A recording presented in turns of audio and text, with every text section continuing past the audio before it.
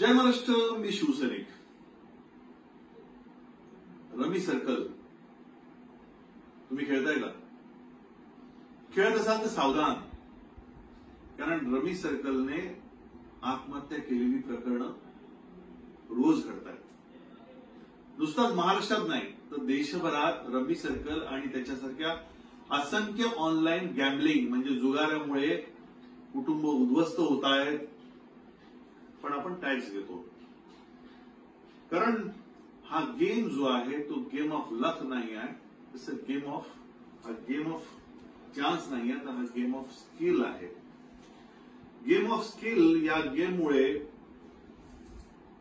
अनेक कुटुंब उद्ध्वस्त झालेत. हा जुगार तुमचं घरबार विकायला लावतोय, तुमचं प्रॉपर्टी विकायला लावतोय, सोनं नाणं गहाण ठेवलं जात आहे आणि या नशेमध्ये तुम्ही सगळं काही उद्ध्वस्त झाल्यावर आत्महत्या करताय. किती जणांना आत्महत्या करायची आहे, किती जणांना जुगार खेळून घर बर्बाद करायचं, हे ज्याचं त्याचं त्याने ठरवावं. कारण ऍज पर सन्माननीय सुप्रीम कोर्टाने जे निर्देश किंवा ज्या गाईडलाईन दिलेल्या आहेत त्याच्यामध्ये हा गेम ऑफ चान्स नाहीये, तर हा गेम ऑफ स्किल आहे.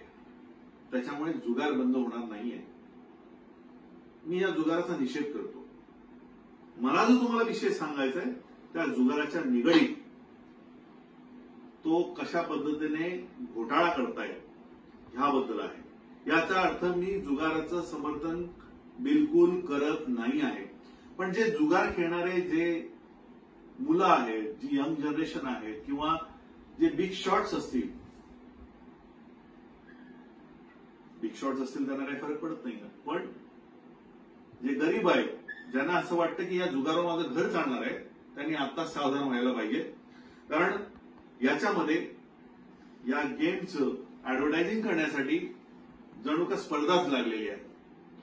सर्वच सेलिब्रिटी याच्यामध्ये मागे राहिलेले नाहीयेत.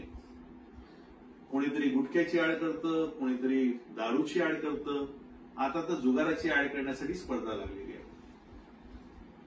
सर्वच सेलिब्रिटी याच्यामध्ये दिग्गज आणि गडगंज पैसा कमवत आहेत आणि तुम्ही मात्र त्यांना भारावून त्यांचे फॅन म्हणून जुगार खेळता आणि उद्ध्वस्त होता. आता तसं बघायला गेलं तर सगळेच जण म्हणतील की बाबा ज्याने त्याने ठरवायचं. जसं आपण टीव्हीवर एखादं चॅनल लावायचं की नाही लावायचं, आपल्या हातात रिमोट असतो, तसंच त्या मोबाईलचं पण आहे. तुम्हाला खेळायचं की नाही खेळायचं हा त्याने ज्याचा त्याचा पैशाचा आणि त्याचा तो विषय असतो. हे जरी किती जरी आपण म्हटलं खरं असलं तरी जर हा जुगारच बंद झाला नाही, तुम्ही खेळणारच आहात आणि खेळल्यानंतर तुम्हाला लालच येणारच आहे. लालच वरनं मी तुम्हाला सांगतो की लालच ते तुम्हाला देतात. एखाद्या गेमची सुरुवात तुम्हाला जिंकण्यावरच होते. समजा तुम्ही गेम खेळायला आला, पहिल्याच वेळी तुम्ही हारता का? अनुभव आलाय का तुम्हाला हारण्याचा? तुम्ही जिंकता, पहिले 15-20 दिवस तुम्ही जिंकता. तुम्हाला का तो कॉन्फिडन्स आला हे ज्यावेळी ते ओळखतात त्यावेळी खरा त्यांचा गेम सुरू होतो. तुम्हाला त्याची सवय लागते. तुम्ही स्वप्न बघता, आपली मिडल क्लास फॅमिली किंवा जे कोणी खेळतात ते बघता, अरे यार घर बसल्या 2 तास जुगार खेळायचं, कुटुंब सगळं आपलं मस्त कसं यायचे, गाडी बिडी बंगला लॉलीपॉप खायचं, चकणा खायचं आणि जुगार खेळायचं. त्याच्याबरोबर मी गेम खेळल्यानंतर दुसऱ्यांना बोलवायचं, ए बाबा तू पण ये, तू पण माझ्याबरोबर खेळ, मला एवढे पैसे मिळाले, आज मला लॉटरीच लागली. पण असं नाहीये मित्रांनो. याच्यामध्ये तुमची कुठेतरी फसगत होते तुमची. ती फसगत काय झाली तुम्हाला सांगतो. कारण गेल्या 1 महिन्यापासून या विषयासाठी मी अभ्यास करतोय. अभ्यास काय करतोय, कारण याच्यामध्ये जो मुलगा जिंकला त्याला 1,40,00,000 लागले, पण त्याला त्याच्या त्या खात्यात आल्यानंतर ब्लॉक केलं. ते कसं हेच मला तुम्हाला सांगायचं आहे. हा जो जुगार आहे, रमी सर्कलच्या जुगारामध्ये जे काही पॉइंट्स असतात त्याची मर्यादा आहे 150 पर पॉइंट.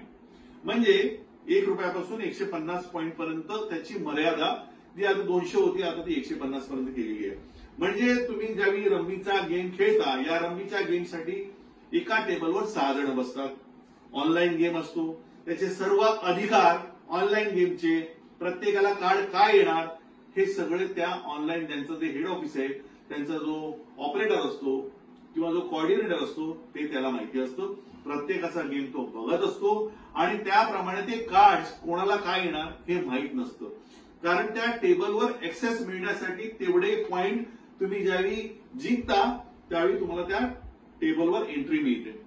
म्हणजे जर समजा आपण असं एक्झाम्पल घेऊया, 6 मुलं वेगवेगळ्या लोकेशनवरनं, म्हणजे कोणीतरी मुंबईतनं खेळतोय, समजा आपण असं विचार करूया मुंबईतनं कोणीतरी दादरवरनं खेळतोय, कोणी माटुंग्यातनं खेळतोय, कोणी बोरीवलीतनं खेळतोय, अशा वेगवेगळ्या ठिकाणावरनं कोणीतरी 6 जण खेळत आहेत. किंवा कोल्हापूर आहे, नागपूर आहे, सातारा आहे, सांगली आहे, अशा वेगवेगळ्या सिटीज मधनं, वेगवेगळ्या राज्यांमधनं, एखादा तो कलकत्ता असू शकतो, एखादा तो अजून कुठच्या तरी राज्याचा असू शकतो, असे 6 जण एका टेबलवर असे असंख्य लोक ऑनलाईन गेम खेळत असतात. आणि या सर्व गेम मध्ये 2 ते 3 लाखाचा वर्ग रोज गेम खेळत असतो, हारत असतो, जिंकत असतो, लालच येत असते. आणि या सगळ्या गोष्टी बघून त्यांची स्पर्धा आयोजित केली जाते. दर महिन्याला 15 ते 20 दिवस त्यांची स्पर्धा असते. त्याचं प्राइस पण 5 कोटी असतं. मग ते वेगवेगळ्या गेमला तसं डिवाइड केलं जातं. म्हणजे तुम्हाला तर ते जे जुगारी असतील त्यांना तर माहितीच असेल, एका टेबलवर 6 जण खेळणार आणि मग प्रत्येकाला त्याचा एक कोड नंबर दिलेला असतो, त्याप्रमाणे त्याची ती आयडी असते. मग तो खेळतो. मग त्याचं जर सर्वात जे 150 पॉईंट प्रमाणे जर तुम्हाला गेम खेळायचा आहे त्या टेबलवर, तर तुम्ही एक 50 ते 60 हजार रुपये तुम्हाला तिथे तुमचे डिपॉझिट करावे लागतात. नुसतेच डिपॉझिट करावं लागत नाही. एकदा का तुम्ही 60 हजार रुपये भरले की तुम्हाला ते हरल्याशिवाय बाहेर पडता येत नाही. म्हणजे कसं, ते कॅरी फॉरवर्ड करू शकता. एकदा तुम्ही 60 हजार भरले, एक गेम खेळणार, तुम्हाला वाटलं बाबा मला पुढचा गेम खेळायचाच नाहीये, तुम्हाला त्याच्यातनं त्या गेम मधनं रजा मिळेल, पण त्या पैशामधनं रजा भेटणार नाही. ते पैसे तुमचे कॅरी फॉरवर्ड जोपर्यंत तुम्ही हारत नाही तोपर्यंत तुम्ही ते पैसे बाहेर काढू शकत नाही. म्हणजे 60 हजार तुम्हाला एकतर घालवावेच लागतील आणि त्याच्यातनं जर तुम्ही जिंकलात तर ते पैसे तुमचे होतील. पण ते जिंकताना तुमच्याकडनं टीडीएसच्या माध्यमातून 30% चार्ज लावला जातो. टेबलची जो टॅक्स आहे तो 15% आहे आणि 30% हा तुमचा टुर्नामेंटची फी आहे. म्हणजे तुम्ही एखाद्या टुर्नामेंटमध्ये ज्यावेळी भाग घेता, समजा 1,40,00,000ची ती टुर्नामेंट आहे, त्या अर्धा तासामध्ये तुम्हाला एक ठराविक पॉइंट्स बनवायचे असतात. त्या ठराविक पॉइंट्स बनवत असताना तुम्ही कधी ऑब्झर्व केलंय का, जे कोणी जुगार खेळतात त्या टेबलवर 6 जण असतात, वेगवेगळ्या टेबलवर असे जे खेळत असतात, त्यातला कोणीतरी एक नेहमी पुढे असतो. समजा एकाचे पॉइंट सुरुवातीला 7,000 असतो, मग तो 8,000 होतो, मग तो 18,000 पर्यंत पोहोचतो. आता 18,000 पॉइंट पोहोचणारा एखादा जो नंबर असतो त्याच्या पुढे जर तुम्ही गेला तर तुम्ही ती स्पर्धा जिंकणार आहात. म्हणजे महिन्याच्या शेवटला जो जुगारी किंवा जो त्याला स्किल असं म्हटलंय म्हणून आपण त्याला स्पोर्ट्समन म्हणूया, स्पोर्ट्समन झाला तो. कारण ऍज पर सुप्रीम कोर्टाने सांगितलेलं आहे की ते स्किल आहे आणि स्किल ज्याच्यामध्ये लागतं तो गॅमलिंग नाहीये. It's a game of not, हा गेम म्हणजे त्याच्यामध्ये चान्स नाहीये, it's a game of skill. त्याच्यामुळे अधिवेशनामध्ये पण आदरणीय उपमुख्यमंत्री देवेंद्र फडणवीस साहेबांनी हा मुद्दा ज्यावेळी मांडला त्याच्यामध्ये आपण त्याच्याकडनं 27% टॅक्स घेतो आणि हा गेम ऑफ स्किल असल्यामुळे त्याला मान्यता मिळालेली आहे, सरकारी मान्यता मिळालेली आहे की हा गेम सुरू राहणार. जर हा गेम सुरू राहत असेल आणि ह्याच्यामध्ये जर काहीतरी स्कॅम होत असतील आणि जे जिंकलेली लोक आहेत त्यांना जर पैसे मिळत नसतील तर ती जबाबदारी कोणाची? कारण असाच एक फार मोठा स्कॅम घडलेला आहे. एक मुलगा 1,40,00,000 रुपये जिंकला, त्याच्या अकाउंटमध्ये ते पैसे गेले आणि त्याला ब्लॉक केलं गेलं. कारण तो कसा जिंकला, तो जिंकूच कसा शकतो, या प्रश्नामुळे ते सगळे हादरले की एखादा सामान्य माणूस 1,40,00,000 जिंकला कसा. तर आदरणीय सुप्रीम कोर्टाने सांगितल्याप्रमाणे तो त्याच्या स्किलने जिंकला. हा गेम ऑफ चान्स नव्हता, तो त्याच्या स्किलने जिंकला. पण ज्यावेळी पैसे द्यायची वेळ आली तुम्ही ते त्याचे पैसे ब्लॉक केले. त्याच्या आधी तो छोट्या मोठ्या टुर्नामेंट जिंकत होता, तो जिंकला, ते त्याला पैसे दिले कारण ती अमाऊंट छोटी होती, 10,000, 20,000, 15,000. तोपर्यंत तुमचं काहीच नाही गेलं. पण तो जसा 1,40,00,00,000 रुपये जिंकला, त्याच्या अकाउंटला जे टॅक्स कापून जी अमाऊंट यायला पाहिजे ती आली. तो काढायला गेल्यावर ब्लॉक केलं, त्याचा फोन नंबर ब्लॉक केला, त्याला मेल आयडी वरनं ब्लॉक केलं आणि कोणतंही विदाऊट एक्सप्लेनेशन तो हा विचार करतोय मी आता जाऊ तर कोणाकडे जाऊ. मी काय त्याचा बाजू घेणारा वकील नाही, मी त्याचं समर्थन करू शकत नाही. पण एक कोणत्याही धंद्यामध्ये एक वसूल असतो. जर तुम्ही गॅम्बलिंगचा जरी धंदा करत असलात तरी तो इमानी इतबाराने केला पाहिजे. तुम्ही जर म्हणणार की आमचेच फंटर लोक जे तुम्ही त्या कॉम्प्युटराइज गेम मध्ये जे त्यांचे तुमचे ठराविक नंबरचे जिंकले पाहिजेत, तर मी तुम्हाला सर्व जुगाऱ्यांना सर्व ऑनलाईन सॉरी माझ्याकडनं माफ करा, मी तुम्हाला जुगारी बोललो. तुम्ही जुगारी नाही, तुम्ही प्रतिष्ठित स्किल, तुमचं ते स्किल आहे म्हणून तुम्ही ते खेळता आणि तुम्ही जिंकता. तर माझ्याकडनं चुकबुल झाली, मी तुम्हाला जुगारी बोललो यासाठी. पण नंतर आत्महत्या करू नका, नंतर आत्महत्या करू नका की आम्ही उद्ध्वस्त झालो, बेस सावध व्हा. पुन्हा जी मुद्द्यावर येतो की एक मुलगा ज्यावेळी हा गेम जिंकतो त्याला त्याचे पैसे मिळत नाहीत. ही स्पर्धा तुम्हाला सगळ्यांना माहिती आहे की ही 15 ते 20 दिवस स्पर्धा चालते आणि त्याच्यामध्ये काही ठराविक कोड तुम्ही बघितलेत का? ठराविक नंबरचीच माणसं, त्या टेबलची माणसं नेहमी पुढे असतात. तुम्ही त्यांच्यापर्यंत पोहोचूच शकत नाही. तुम्हाला 3-4 गेम जिंकायला दिले जातात, नंतर परत तुम्ही तिथेच राहता. तुम्ही तो एक टार्गेट समजा 18,000चा असेल, कोणीतरी 18,000 पॉईंटवर लीडवर आहे. तुम्ही प्रत्येक गेम जिंकण्यासाठी प्रयत्न करता पण तुमचा गेम जिंकला जात नाही आणि तुम्ही ते मिस करता आणि तुम्ही ते पॉईंट क्रॉस करू शकत नाही. पण कोणीतरी एका मुलाने ते पॉईंट क्रॉस केले आणि त्यावेळी तुम्ही जागे झाला की हे झालं कसं, हे कसं शक्य झालं. एक मुलगा त्या 18,000 पॉईंटच्या वरती गेलाच कसा. पण मुळात मी तुम्हाला एक सांगतो की त्या पॉईंट पर्यंत पोहोचणं हे नामुमकिन असतं, कारण तिथपर्यंत तो कोण कितीही खेळला तरी ते पॉईंट अचीव होणं शक्य नसतं. ही त्यांची जी माणसं असतात, मला यकीन आहे, मला विश्वास आहे की हे त्यांचेच ती माणसं असतात, त्यांचेच ते जे कोणी ते गॅम्बलिंगचे हे सगळे जे चालवतात त्यातलाच तो एक खेळणारा माणूस असतो. त्याला ते सगळं दिलेलं असतं आणि तो जिंकत असतो, पण ते तुमच्यापर्यंत पोहोचत नाही. तुम्हाला असं वाटतं मी हा टार्गेट अचीव करेन. पण या गेममध्ये ही जी 6 मुलं खेळतात त्या 6 मुलांचा जो रेकॉर्ड जो असतो तो त्यांच्याकडे असतो. तो कोणत्या लोकेशनवरनं खेळतो त्याची आयडी तुम्हाला माहिती असते. बरं, तुम्ही तुमच्या मोबाईलमधनं ज्यावेळी तुम्हाला हा ऍक्सेस मिळतो त्यावेळी तुमची ती आयडी आणि त्याला काही त्याचे असे रूल्स आहेत की एका मोबाईलवरनं खेळताना तुमचा जो आयपी ऍड्रेस आहे तो येतो आणि मग तुम्हाला कळतं की हा मुलगा जेन्युइन आहे, हा खेळतोय. मग समजा जर एकाने विचार केला मी चेंबूरमधनं खेळतोय, दुसरा कोणीतरी नागपूरमध्ये आहे, तिसरा कुठचा कोल्हापूरमध्ये आहे, कुठचा साताराचा आहे, कुठचा दादरचा आहे. अशा वेगवेगळ्या लोकेशन मधनं खेळणारी मुलं हे सगळे ते बघत असतात, ते कॉर्डिनेट करत असतात. जे तुम्हाला पत्ते येतात ते त्यांना दिसत असतात, ते ऑनलाईन ते बघत असतात कोणाला कोणता गेम आलेला आहे. आणि हे गेम खेळत असताना जर कोणी कंप्लेंट केली तर त्याला आउट म्हणून त्याला बाद केलं जातं आणि दुसरा एखादा मुलगा त्या टेबलवर येतो आणि जॉईन करतो. मग टेबलचा एक्सेस हा पण तुमच्याकडेच सगळे कंट्रोल असतात. एका टेबलवर ज्यावेळी 6 लोक खेळतात तर त्या 6 लोकांमध्ये निवडण्याची प्रक्रिया ही तुमच्या हातात असते. कोणी कोणाला ओळखत नसतो, कोणी सगळेजण वेगळे खेळत असतात, कोणी फिजिकली तुमच्या बरोबर तिथे बसून खेळत नसतात.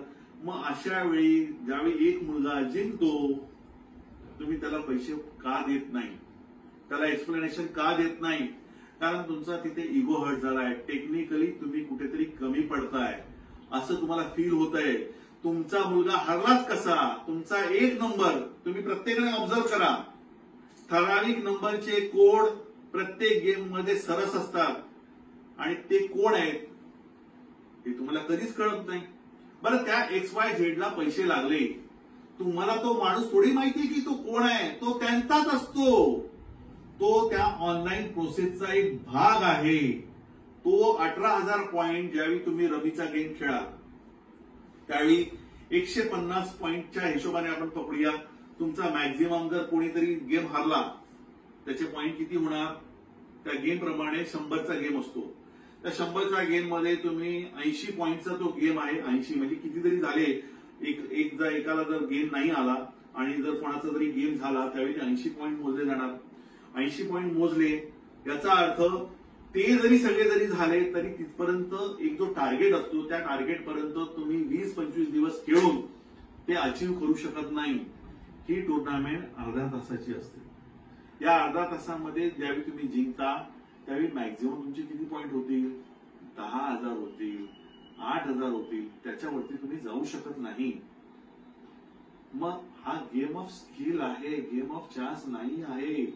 मग अशा वेळी असं कसं घडलं की जो मुलगा गेम ऑफ स्किल मध्ये जिंकला आणि मग तुम्ही त्याचे पैसे होल्ड केले, तुम्ही त्याला उत्तर पण देत नाहीये, असं कसं घडलं? तुमच्यासोबत हे घडतंय का? तुम्ही जिंकलायत का? आणि तुम्ही जिंकल्यानंतर तुम्हाला तुमचे पैसे मिळालेत का? ज्या पद्धतीने फिल्म स्टार, मोठमोठे सेलिब्रिटीज तुम्हाला सांगतायत की तुम्ही एवढे पैसे जिंकू शकता, कधी याच्यावर तुम्ही बोलणार आहात का? की तुम्ही फक्त गेम खेळायला सांगणार, जिंकल्यावर पैसे पण द्यायचे असतात.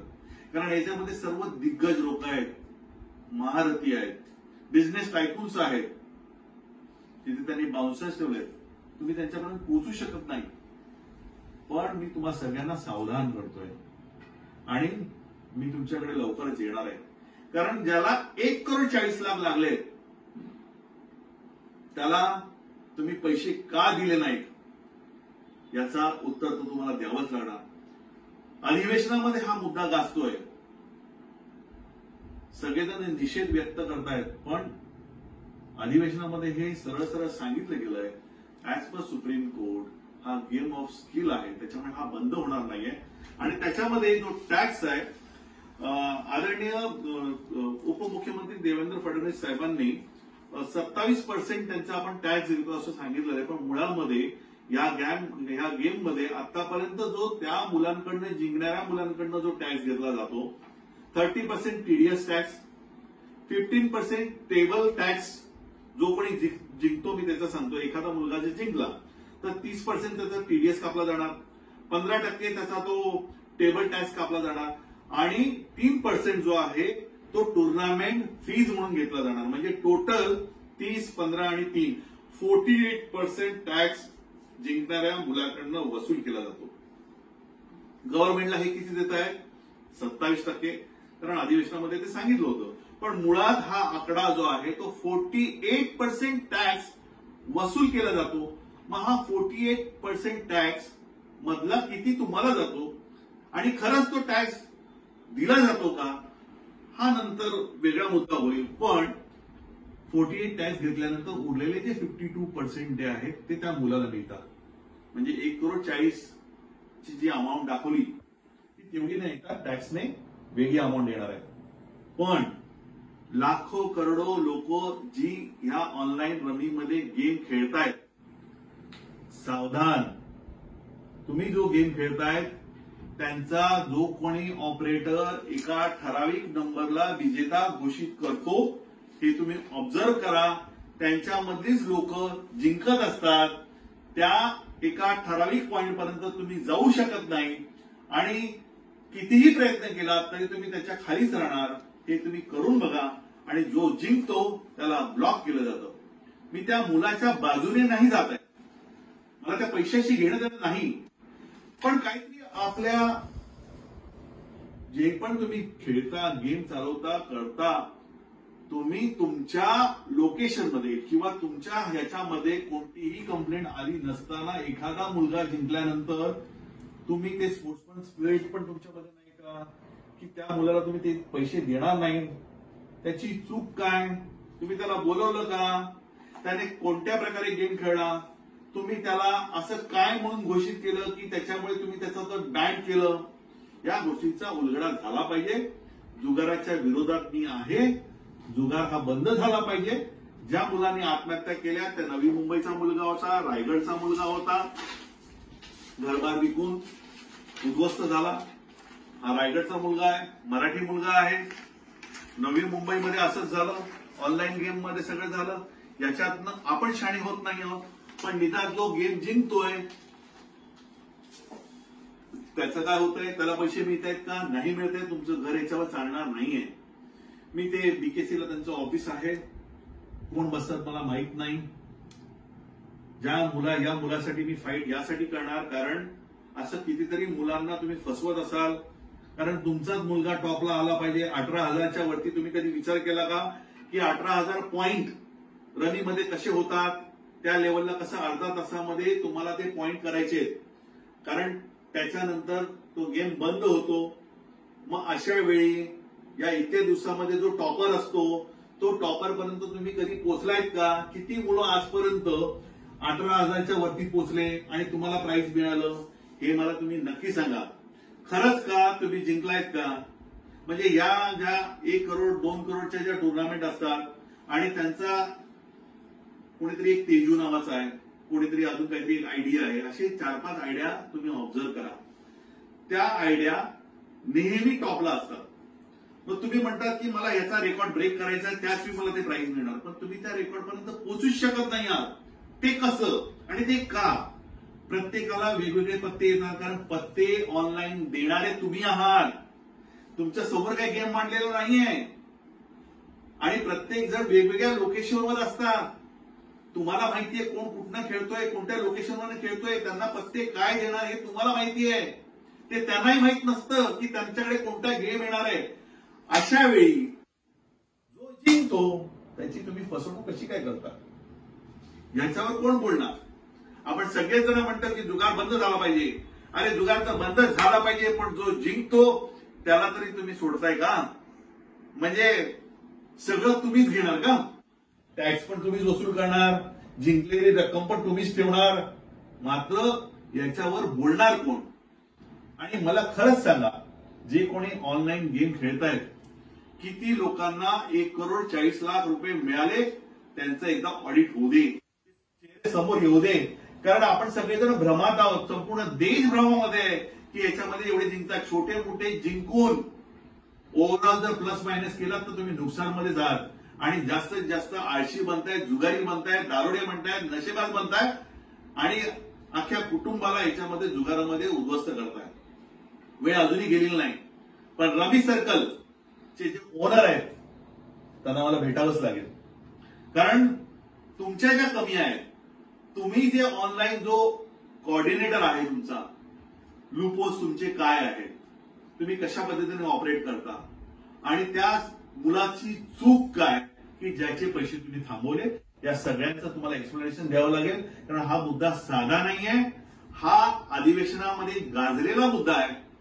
गाजला यासाठी कारण हा बंद झाला पाहिजे आणि त्याचं संरक्षण सुप्रीम कोर्टाने केलेलं आहे, त्या सरकारने केलेलं आहे. पण ज्यांच्या संवेदना त्या सर्वसामान्य जनतेसाठी असतात, अशा काही ठिकाणी हा गेम बंद पण झाला आहे. मी म्हणत नाही की ते सगळंच चांगल्या पद्धतीने सुरू आहे, झालं पाहिजे, नाही. याच्यानेही एक नशा आहे, त्याच्यामध्ये पैसा जातो, तुम्हाला सरकारला पैसा मिळतो, पण आपल्या सर्वसामान्य जनतेचा पैसा जुगारामध्ये घेऊन त्याच्यामधनं जर आपण काही डेव्हलपमेंट करणार असेल तर आपल्याच पैसा अशा माध्यमातून घेणं हे काही योग्य नाही. जुगार बंद झाला पाहिजे आणि जर जुगार चालू राहणार असेल तर त्याला त्याच्यामध्ये सत्यता, ट्रान्सपरन्सी असली पाहिजे आणि जिंकणाऱ्याला त्यांचे पैसे दिले गेले पाहिजेत. मग ते कितीही बिग शॉट असू दे, त्या मुलाला त्याचा जो जिंकलेला हिस्सा आहे तो थांबवण्याचा अधिकार तुम्हाला नाही, कारण त्याने तसं काही केलेलं नाही. आणि जर तसं काही केलं असेल तर ते जगासमोर आलं पाहिजे. त्याच्यामध्ये तुमचे जे आहेत लूपहोल्स ते माहिती पडतील. मला माहिती आहे काय झालंय, हे मला माहिती आहे. मी ते अख्ख्या जगाला सांगेन नेमकं ह्याच्यामध्ये घडतंय काय. पार्ट 2 मध्ये तशी वेळ आली तर नेमकं ह्याच्यामध्ये काय गुपित आहे, कशा पद्धतीने हा जुगार खेळला जातो, कशा पद्धतीने त्याच्यामध्ये दुसऱ्या डमी लोकांना फेक लोकांना ऍक्टिव्ह केलं जातं, ठराविक मुलांना कशा पद्धतीने तिथे जिंकवलं जातं, याच्या सगळ्यांचा मी ज्यावेळी उलगडा करेन त्यावेळी तुम्ही सगळेजण विचार कराल की जुगार खेळून आम्ही काय साध्य केलं. जय हिंद, जय महाराष्ट्र. लवकरच भेटू.